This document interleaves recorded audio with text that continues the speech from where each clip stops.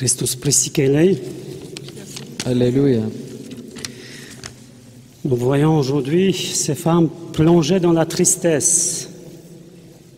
Šiandien matome šias moteris, kurios yra pilnos liūdesio. Elles vont venir au tombeau très tôt pour compléter les rites des funérailles qui étaient vite faits par des hommes. Jos greitai ateis į kapą tam, kad galėtų papildyti laidotuvių apeigas, kurios buvo greitai įvykdytos vyrų. Mais quel changement! Elles passent de la tristesse et pleurent aux craintes mélangées de joie.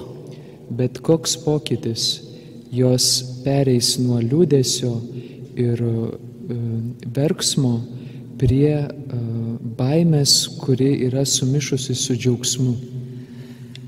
Après l'ange, Jésus ressuscité apparaît devant elles en disant « Je vous salue, soyez sans crainte ». Po angelo prisikėlęs Jėzus pasirodo prieš jas ir sako, nebijokite, sveikos, nebijokite. Et ensuite cette invitation, allez annoncer à mes frères qui doivent partir pour la Galilée. Ir tuomet šitas pakvietimas, eikite ir pasakykite mano broliams, kad keliautų į Galilėją. C'est là qu'ils me verront. Ten jie mane pamatys. Que signifie aller en Galilée? Ką reiškia eikite į Galilėją? Aller en Galilée, pour les disciples, c'est retourner sur le lieu où, pour la première fois, le Seigneur les a appelés à les suivre. Keliauti į Galilėją mokiniams tai reiškia sugrįžti į vietą, kur pirmą kartą Viešpats juos pakvietė, kad jį sektų. C'est aussi le lieu de la première rencontre et du premier amour. Tai taip pat pirmojo susitikimo ir pirmosios meilės vieta. C'est en Galilée qu'ils ont vu les premiers miracles. Galilėjoje jie matė pirmus stebuklus. Transformation de l'eau en vin, pêche miraculeuse, multiplication des pains, etc. Vandenį perkeista vynu, stebuklingą žvejybą, duonos padauginimą ir kitus stebuklus. C'est là où Jésus les enseignait les béatitudes et leur apprit à prier. Būtent ten Jėzus juos mokė apie palaiminimus ir taip pat mokė melstis. Pourtant, après ces 3 ans de vie à la suite du Christ, au moment de la croix, ils l'ont abandonné. Tačiau 3 metai po Kristaus sekimo, kryžiaus akimirką, jie jį apleido. Étant toujours avec lui, souvent ils ont mal interprété ses paroles et désespérés après sa mort que Jésus leur a annoncé. Nors ir būdami su juo, jie dažnai prastai suprasdavo jo žodžius ir todėl po mirties buvo nevilties apimti. Malgré cet échec, le ressuscité leur dit « Il nous faut revenir là où tout a commencé ». Nepaisant šios nepasisekimo, prisikėlusysis jiems pasakė, reikia grįžti ten, kur viskas prasidėjo. Pour voir tout chemin spirituel que nous avons parcouru dans la lumière de la passion et la résurrection. Kad pamatytumėte visą dvasinę kelionę, kurią mes praėjome kančios ir prisikėlimo šviesoje. Et c'est comme un grand tableau. Si vous êtes trop proche, vous voyez juste une partie. C'est pour ça qu'il faut prendre des reculs.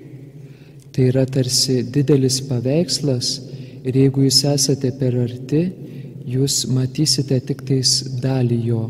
Štai kodėl reikia atsitraukti. Et pour les disciples qui étaient uniquement concentrés sur la passion, ils voyaient ce tableau dans les couleurs noires. Ir mokiniams, kurie buvo pernelyg susikoncentravę į kančią, jie matė šį paveikslą perdėm juodą. Jésus veut recommencer, repartir avec ses disciples malgré leur échec, trahison et découragement. Jėzus nori pradėti iš naujo, pradėti kartu su mokiniais, nepaisant jų nesėkmių, išdavysčių ir nedrąsos. Et c'est aussi là où nous découvrons l'amour infini de Dieu pour nous. Ir būtent čia mes ir atrandame tą begalinę Dievo meilę mums. Et cet message est aussi pour nous, car le Seigneur ressuscité veut nous dire qu'il est possible toujours de recommencer. Ši žinia yra taip pat mums, nes prisikėlęs Viešpats nori mums pasakyti, kad ir mums yra visada įmanoma pradėti iš naujo. Parce qu'il y a une vie nouvelle que Dieu est capable de faire repartir en nous au-delà de tous nos échecs. Kadangi yra naujas gyvenimas, kurį Dievas gali pradėti iš naujo mumyse, nepaisant visų mūsų nesėkmių. Donc Jésus ressuscité, il nous invite aujourd'hui de quitter notre tristesse. Taigi prisikėlęs Jėzus šiandien mus kviečia palikti savo liūdesį. De quitter le tombeau et aller à la rencontre de Dieu vivant. Palikti savo kapą ir eiti į susitikimą su gyvu Dievu, gyvuoju Dievu. La foi, ce n'est pas de vivre dans les souvenirs, dans le passé. Cela ne sert à rien. Tikėjimas tai ne gyventi praeityje, tai būtų visiškai beprasmiška. Cela ne peut pas nous libérer. Tai negalėtų mūsų išlaisvinti. Mais il faut faire expérience de celui qui est vivant. Bet reikia patirti tą, kuris yra gyvasis. Qui nous remplit de sa grâce et nous libère. Kuris mus pripildo savo malonės, kuris mus išlaisvina. Qui nous transforme et qui nous guérit. Kuris mus perkeičia ir mus pagydo. Et qui nous console et qui marche chaque jour avec nous. Kuris mus guodžia ir eina kasdien kartu su mumis. Et dans cette octave de Pâques, allons-nous aussi, comme les disciples, vers la Galilée. Ir per šią Velykų oktavą eikime taip pat drauge su mokiniais į Galilėją. Pour rencontrer celui qui est vivant, qui est ressuscité. Amen. Kad sutiktume tą, kuris yra gyvasis, kuris prisikėlė. Amen.